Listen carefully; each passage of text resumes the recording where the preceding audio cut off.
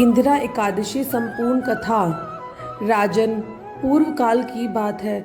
सतयुग में इंद्रसेन नाम से विख्यात राजकुमार थे, जो अब महिष्मतीपुरी के राजा होकर धर्म पूर्वक प्रजा का पालन करते थे। उनका यश सब ओर फैल चुका था। राजा इंद्रसेन भगवान विष्णु को भक्ति में तत्पर हो गोविंद के मोक्षदायक नामों का जप करते हुए समय व्यतीत करते थे और विधि पूर्वक आत्म तत्व के चिंतन में संलग्न रहते थे। एक दिन राजा राजसभा में सुखपूर्वक बैठे हुए थे। इतने में ही देवर्षि नारद आकाश से उतरकर वहां आ पहुँचे। उन्हें आया देखकर राजा हाथ जोड़कर खड़े हो गए और विधि पूर्वक पूजन करके उन्हें आसन पर बैठाया। इसके बाद वे इस प्रकार बोले, मुनि श्रेष्ठ, आपकी कृपा से मेरी सर्वथा कुशल है। आज आपके दर्शन से मेरी संपूर्ण यज्ञ क्रियाएं सफल हो गई। देवर्षि, अपने आगमन का कारण मुझे बतलाइए। नारद जी ने कहा, नृपश्रेष्ठ सुनो, मेरी बात तुम्हें आश्चर्य में डालने वाली है। मैं ब्रह्मलोक से यमलोक में आया था। वहाँ पर श्रेष्ठ आसन पर बैठा और यमराज ने मेरी भक्ति पूर्वक पूजा की। उस समय यमराज की सभा में मैंने तुम्हारे पिता को भी देखा था। व्रत भंग के दोष से वहाँ आए थे। राजन, उन्होंने तुमसे कहने के लिए एक संदेश दिया है, उसे सुनो।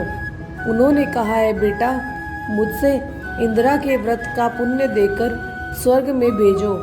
उनका यह संदेश लेकर मैं तुम्हारे पास आया हूँ। राजन, अपने पिता को स्वर्गलोक की प्राप्ति कराने के लिए इंदिरा एकादशी का व्रत करो। राजा ने पूछा, भगवान, कृपा करके इंदिरा का व्रत बतलाइए। किस पक्ष में, किस तिथि को और किस विधि से इसका व्रत करना चाहिए? राजेंद्र, सुनो, मैं तुम्हें इस सर्वथा कुशल व्रत का शुभ कारक विधि बतलाता हूँ। आसीवन मास के कृष्ण पक्ष में दशमी के उत्तम दिन को श्रद्धा युक्त चित्त से प्रातःकाल स्नान करें।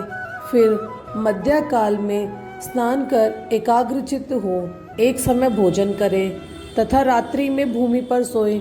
रात्रि के अंत में निर्मल प्रभात होने पर एकादशी के दिन दातुन करके मुंह धोएं। इसके बाद भक्ति भाव से यह मंत्र पढ़ते हुए उपवास का नियम ग्रहण करें। कमल नयन भगवान नारायण, आज मैं सब भोगों से अलग हो निराहार रहकर कल भोजन करूँगा। अच्युत, आप मुझे शरण दें। इस प्रकार नियम करके मध्यकाल में पितरों की प्रसन्नता के लिए शालिग्राम शिला के सम्मुख विधि पूर्वक श्राद्ध करें तथा दक्षिणा से ब्राह्मणों का सत्कार करके उन्हें भोजन करावें। पितरों को दिए हुए अन्नमय पिंड को सूंघ कर विद्वान पुरुष गाय को खिला दे।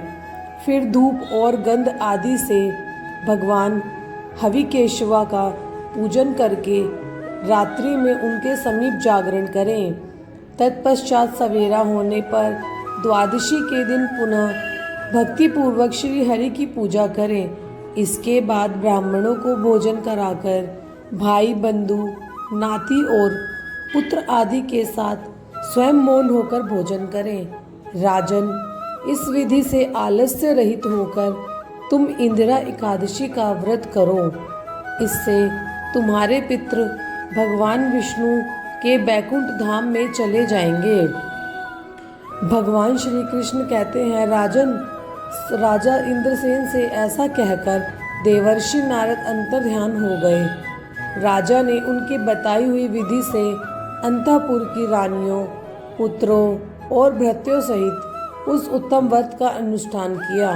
कुंती नंदन, व्रत पूर्ण होने पर आकाश से फूलों की वर्षा होने लगी। इंद्रसेन के पिता गरुड़ पर आरूढ़ होकर श्री विष्णु धाम को चले गए और राजश्री इंद्रसेन भी अंकटक राज्य का उपभोग करके अपने पुत्र को राज्य पर बिठाकर स्वयं स्वर्गलोक को गए।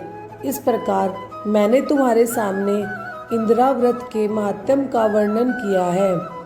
इसको पढ़ने और सुनने से मनुष्य सब पापों से मुक्त हो जाता है। बोलो एकादशी माता की जय।